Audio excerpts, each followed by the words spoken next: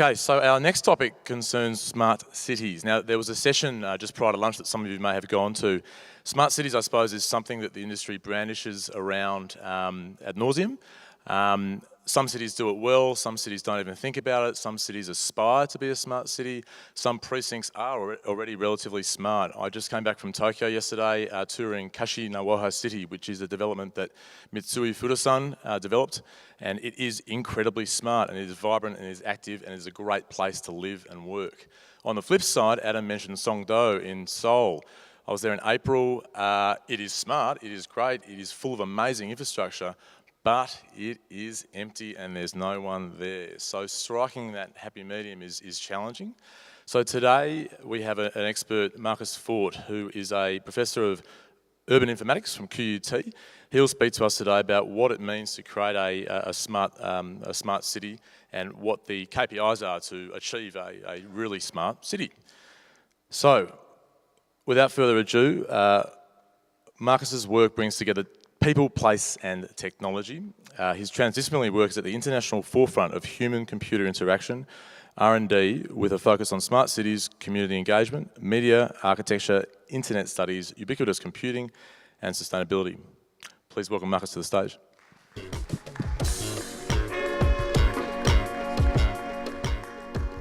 Hi everyone. Thank you so much for having me. I'm really pleased to be here, and I'm very grateful to the Urban Developer for making this event possible, and also to help me to get over my withdrawal symptoms. The latest craze in placemaking and campus development at QUT is to remove lecture theatres. So poor professors like me, we don't get this opportunity of having big screens, having an audience, having an AV team. So thanks so much for helping me overcome these withdrawal symptoms, because now I can finally give a lecture again, which I haven't been able to do because our students, apparently they don't want lectures anymore, they want studio experiences and YouTube videos. So let's see what we can do in terms of the experience, and I'm launching into this from the great work that Adam has just been doing on stage here, and hopefully there's some parallels connecting to what I have to say around smart cities. Now, we want to unpack some of these fads and the hype around smart cities. A little bit of that was already done in the morning session on the panel. And the work that I'm talking about is based on research we're doing at QUT in the Urban Informatics Research Lab. It's a lab that has been set up in 2006, so a long time for the I suppose, time frame of smart cities. In fact, when we started, the term smart cities wasn't really common parlance. We actually looked at a different take into the built environment. We were looking just at this intersection of the built environment and technology, of digital technology and cities coming together. And probably around a time when a lot of people were getting very excited around the information superhighway, how the internet could give us the death of distance and bring everyone together in cyberspace. But really, when we now fast forward to today, you realize that when people still come together, they come together here, they come together in cities, and this whole notion that we all live in cyberspace did never really eventuate in the way that it was anticipated in the late 90s and early 2000s. So our work is quite cross and transdisciplinary. We have people from a arts, humanities, social science background. There's people from an IT, computer science, human-computer interaction, design background, and also people from architecture, urban design, and urban planning. And there are some of these projects that we are working on right now around data visualization, around co-working spaces, around community engagement and consultation for urban planning, and the list goes on. So the coming together of these three disciplines is really what we feel sets ourselves apart from more monolithic or kind of silos that often are trying to grapple with this idea of the smart city. And so hopefully by bringing these different perspectives together, we're actually able to unpack some of these challenges, not just from a built environment point of view or from a technical point of view, but also from a social and from an environmental point of view. We started this, as I said, in 2006. Since then, there's a whole bunch of other research centers that have started to follow in our footsteps, but also some of them were quite limited. So I think one of the critical points around the fads or the hype around smart cities is that it's all about data. And we all agree that data is really important in this debate. I'm going to return to that point in a second, but our definition is really much broader. We actually combine the experience design that Adam was talking about. We also combine the kinds of critical or the criticality that you require in order to be innovative and creative in this domain. So what I've got for you is these 3 stages of City 2.0, 3.0, 4.0, and you might wonder, why do we start with City 2.0, where is 1.0? So 1.0 is what I'm going to skip across quite quickly, because City 1.0 is business as usual. There's nothing really exciting to talk about. It's really where city government, for instance, just sees themselves as an administrator, and you might have heard of this saying, the roads, rates, and rubbish. The 3 R's of local government, and how they have this assumption that the administration of the city is just based on those principles, and a lot of the residents are then just seen as people that live there, they work there, and they consume. And it's a very simplistic kind of view of the relationship between the city governance and its citizenry. So let's move forward into City 2.0. What happened there?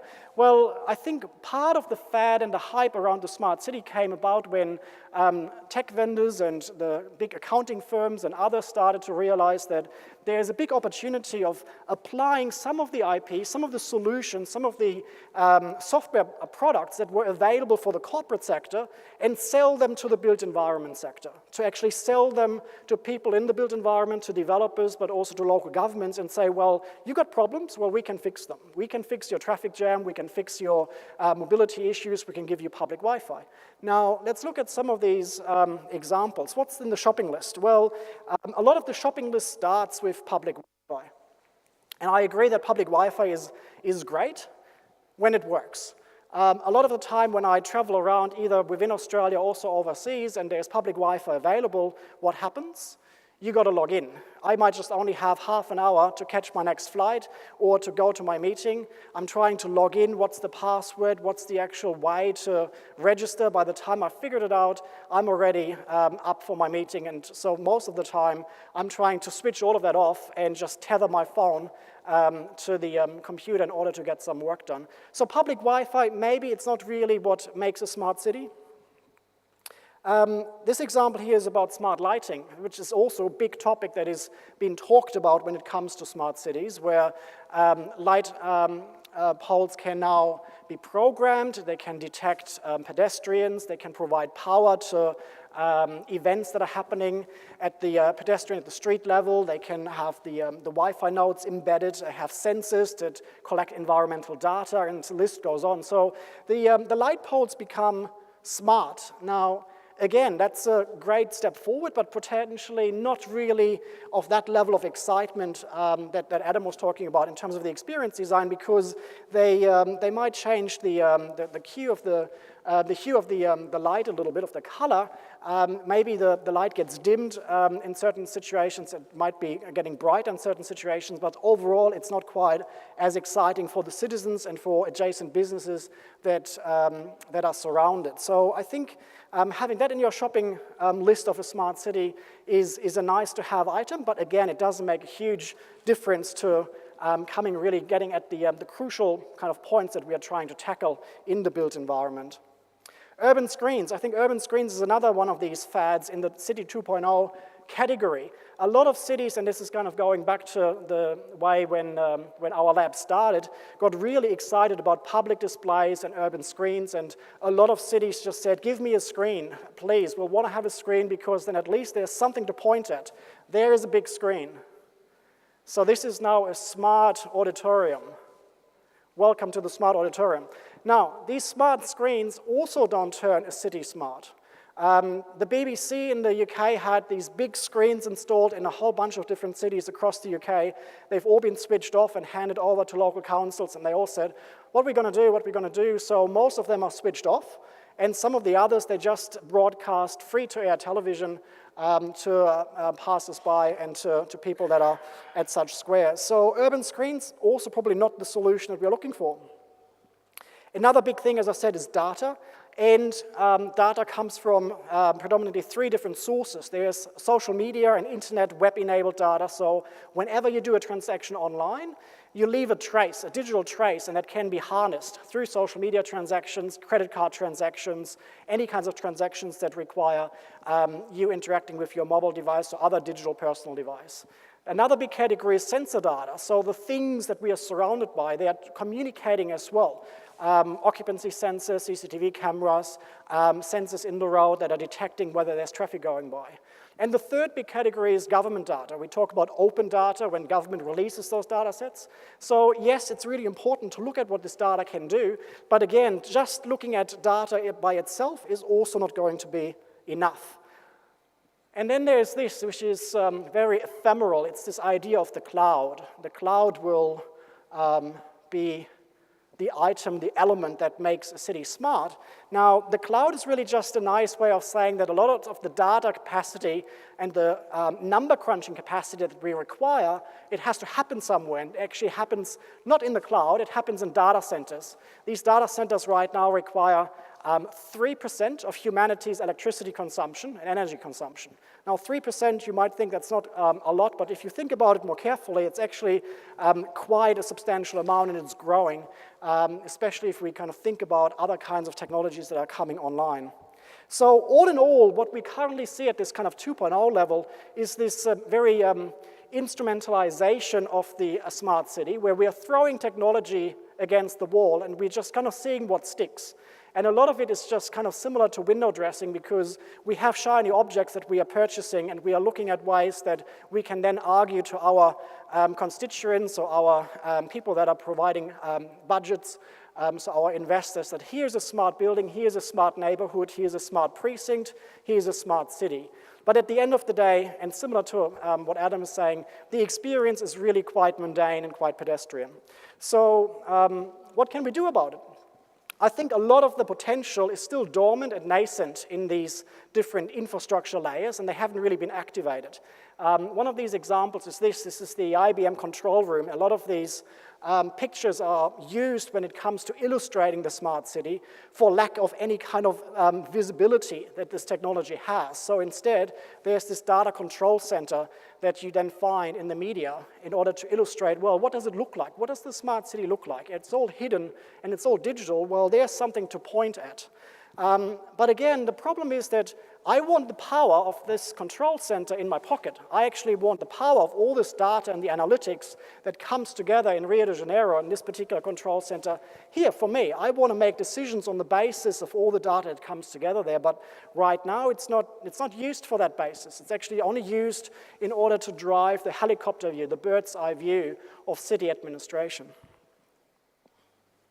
Now, one of the interesting kind of developments at the City 2.0 level is the Open and Agile Smart Cities network. It's an international network of cities that has come together. Only cities can become a member, and it's based really on this experience of the first adopters of smart city technology realizing that they need to come together to form a community of practice, of cities that are adopting smart city technology, sharing experiences, but also finding out and figuring out how to push the envelope of what citizens, what the governance requires, and what businesses and economic development requires. So the OASC is based on these 3 standards of a common API, of open data platform, and open data models. But the most important part is the one in the middle, which is about being driven by implementation. So these cities that subscribe and become a member of the OASC, they actually also have to put action towards these principles. There's over 100 cities now that have joined up the OASC, and as you can see, most of them are based around Europe, where the network was funded. And there's now about 5 or so cities here in Australia as well, and you can find out more on the OASC website. They've just been awarded the International Body Impact Award by the TM Forum in Hong Kong. And what's also interesting about this is that at the same event, the City as a Platform manifesto was launched. So if you're interested in the work of the TM Forum, the OASC, have a look and Google City as a Platform manifesto. There's a number of quite impressive signatories already to the manifesto, and I think those are actually the principles in that manifesto are pointing the way into open standards, open data, and interoperability. So those are the kinds of takeaways from the City 2.0 level. Now, let's look at the next level up. Let's push the envelope even further towards City 3.0. At that level, I think that the city government is actually changing its attitude. It's changing its culture. The city is not a no city anymore. The city becomes a yes city. The city becomes a facilitator. The city becomes embracing of people's participation, and in fact, it encourages that. And so when our national government here in Australia released the Smart City Plan, I wrote this little piece that was published by The Conversation that says that smart cities really should start with people first, and a lot of that has already been mentioned this morning as well. But what does it mean? So what do we mean when we talk about cities? Now this one here is Federation Square. We were just talking about experience. I think it's interesting how this urban screen is actually different to all the others that we usually see, because it actually has a very invested programming and curation unit attached to it that constantly looks at ways to activate the space and to use the screen together with the physical experience of that place. And so the digital and the physical are coming together here. It's not just putting on channel Sky News in order to activate a space. There's actually some thought that is going into that. Also, you can see here in this example, our former Prime Minister Kevin Rudd delivering the apologies for the fact that so many Australians came together in that space to witness this historic event is further evidence that this space, Federation Square, is more than just a simplistic kind of placemaking exercise. We were fortunate enough to collaborate with Federation Square, and we've been working on this application that allows people to submit at the time tweets and text messages to the screen. This one here shows the victory parade when Cadel Evans won the Tour de France at the time, and people came together to celebrate his arrival back in Australia. We've also then developed this further into the Insta Booth. The Insta Booth is a structure that is portable. It can be erected at various different places of the city. You might have seen it around Brisbane or southeast Queensland already. And it combines both analog, offline, as well as digital online tools for people to leave feedback on certain questions, on certain development proposals that are coming up in the built environment. I'll show you a short video of what it looks like.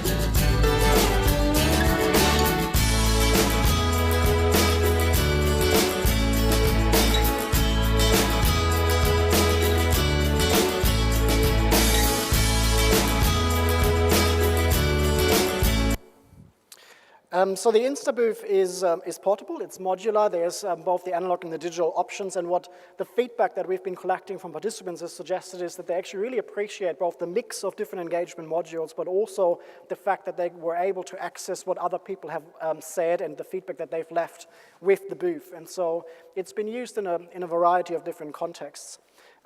This example here is, I think, also really nice. The Copenhagen Wheel by the Sensible City Lab at MIT. A colleague of mine, Carlo Ratti, has been leading this project, and it constitutes this electric motor that is being retrofitted to the rear wheel there of this bike, which also contains sensors. So as citizens of Copenhagen go about their daily commute on their bicycle, they collect data, but the data isn't kept. So it's not like this IBM control room where everything is tucked away. You actually get access to this data yourself, and you can create your own decisions on the basis of this data. I might be, bumping into someone that I'm friends with because we are actually optimizing the way that we commute to work so we can catch up for a coffee on the way to work in the morning. Or maybe I hate their guts. I don't want to meet them. I want to avoid them by all means. So I can see that there are certain Facebook friends that are also using the app. And so this kind of data, making it available to people is, I think, a crucial point at this level. So comparing the IBM control room with, for instance, what we are trying to do at QUT in this project around participatory data analytics is also going in this direction. We've been working, and we've just had actually the experience over lunch today with the food trucks. So we've been working with a number of these food truckies here in Brisbane that are pulling up at Wandering Cooks in Fish Lane in South Brisbane. That's where the commercial kitchen is, where a lot of the food gets prepared. And we've been working with them on trying to find ways to optimize the positioning of these food trucks across Brisbane. And so the data that we had available from events, from the different campus sites, and when, for instance, students would leave after our classes and then find that the retailers on campus are closed and they go hungry because the class has been scheduled over dinner time, as well as construction sites where usually only the kind of boring old sausage van would pull up. We've been combining all sorts of data about strategic importance to these food truckies and then making it available in situ, as in this place itself, and working with them to optimize their placement. So also, for instance, to avoid two pizza trucks going into the same site. So this is another example of this notion of participatory data analytics, which again is pushing the smart city agenda much more towards the citizens and what they can do with this information, rather than the city only from the kind of top-down bird's eye view. Another important component, I think, in this discussion is procurement. I think a lot of you guys might be involved on either side of the equation of procurement. When it comes to developing anything of significance in a city, there is usually the Fiat procurement department and the finance administrators that look after this process. What some of the more progressive cities are now embracing is an open innovation process towards procurement. It's kind of like adding design thinking to procurement. So rather than pretending that we know all the answers, and here is a fully fledged out and very detailed call for tender submissions that we push online, we actually admit, and it requires the local government that has that confidence, that we don't know all the answers. And so this is an example of 3 cities in Europe that have put this open call out there, where they actually engaged in this open innovation approach towards the provision of IoT and IoT architecture strategy. If you're interested, selectforcities.eu is their website. And going even a step further, this project here, which is funded and led by a colleague of mine at Aarhus University in Denmark, it's trying to create a digital market for smart cities. So rather than all these different cities pottering along on their own, it's about, as it says there, addressing how to incentivize and build trust for companies as well as citizens to actively participate. So citizens aren't then reduced to passive blobs that are just sitting around the urban environment. They live there, they work there, they play there, they die. It actually is reconceptualizing the citizen as a much more nuanced and diverse social cultural creature that actively participates in this smart city relationship. And so I think that is quite refreshing to see these kinds of developments.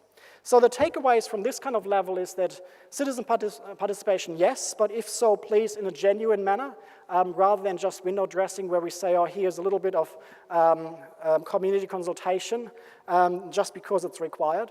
And the second part is around procurement and the reform that is required in order to enable regulation to be an enabler rather than regulation to be in the way. and the idea of open innovation that requires and welcomes multiple different stakeholders to participate and provide feedback. Now, the last level, City 4.0, that's where the local government really considers itself as a collaborator, ideally on the same level as people who are co-creators of city making, of place making. You remember maybe this cover of Time magazine, and it had you on the cover. It was all about how the internet would engender this culture of participation. Well, really what we are talking about here is how we can move towards a we of bringing different businesses, local government, citizens together to actively shape and form the future of our cities. Now, that requires different frameworks that are different to what we currently got. As I already mentioned, we need less of the no cities and more of the yes cities that allow citizens and allow different stakeholders to come together. If you're familiar with the IIP2 spectrum, I'm sure a lot of you will, it's actually pushing up that hill of collaborate and empower. And these are just a couple of photos, and probably you will recognize this notion of experience, but the other part of these images is the fact that these different groups, they see the city differently. When you right now go through Brisbane and you see the kinds of posters or the kinds of balustrades put up around development sites, it's all about shopping. Shopping, shopping, shopping. How much shopping can we really do?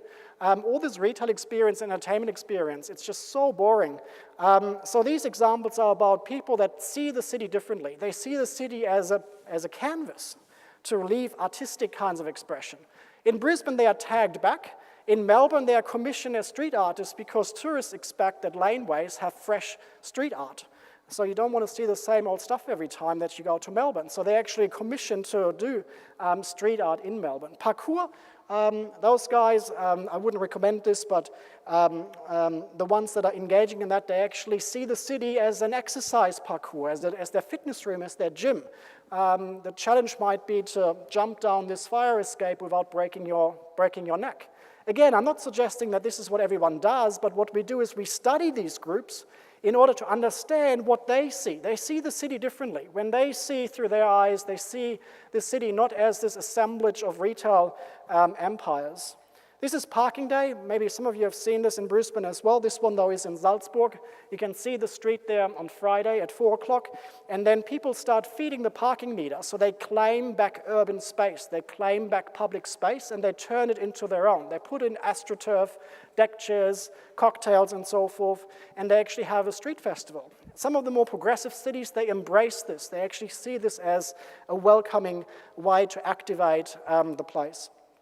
Seed bombing, it's a form of participatory urban agriculture where people find these recipes of creating seed bombs. There's seeds inside and fertile but dried soil. And you can throw this over development fences. Those poor developers that bought development lots during the global financial crisis and went bust, and then the development lot just sits there. So you can beautify those. You can have flowers bloom whilst we are waiting for the next upcycle in the development cycle. Yarn bombing, there's lots of great photos when you Google that term on the internet. This bridge, for instance, that was wrapped up in yarn. And the Dîner en Blanc, we had a couple of these here in Brisbane as well, if some of you guys have participated. It's an open-air, alfresco dining experience where different public spaces have been occupied in this kind of friendly protest to remind people that it's actually the citizens' right to come together. So at this level, the takeaway is about co-creation, finding the spaces, but also finding the frameworks for people to work together with business, with academia, with government, civil society. We've been researching some of these models. London has the Urban Innovation Center. In Barcelona, there's the Urban Lab. In Boston, there's the New Urban Mechanics. And in Vancouver, I think this is my favorite example, the City Studio Vancouver, which is a classroom inside Town Hall. And there's a number more of these examples of how you actually create living labs. You create spaces for this kinds of exploratory work that can push the smart city agenda forward, and it actually engages a far more diverse range of stakeholders rather than just leaving it up to local governments and developers. You get much more social ownership. As a result, you also get much more acceptance of the results. We've been looking at a way to create a cookbook for these innovation spaces, so if you're interested in that, come and see me afterwards. It's what we call the Urban Innovation Ecosystem. Some of these examples I mentioned have been described in more detail in this book called The Citizen's Right to the Digital City, which is available on our ePrints site. And also this notion of living labs, we call them social living labs, and how they can foster digital participation. But it's not just digital, it's also about the city engagement. So the takeaway messages here about citizen co-creation, right to the city, and urban policy reform, because the most crucial element in this isn't any piece of technology. It's how we change the attitude and the culture of local governments, developers, and citizens to think differently about how we can work together. Now, there's also City 5.0, but I'm out of time, so you have to come and see me afterwards, but I'll give you a hint. City 5.0 is all about wombats, and so come and ask me about what City 5.0 will entail. And with that, I'll leave you. Thank you so much.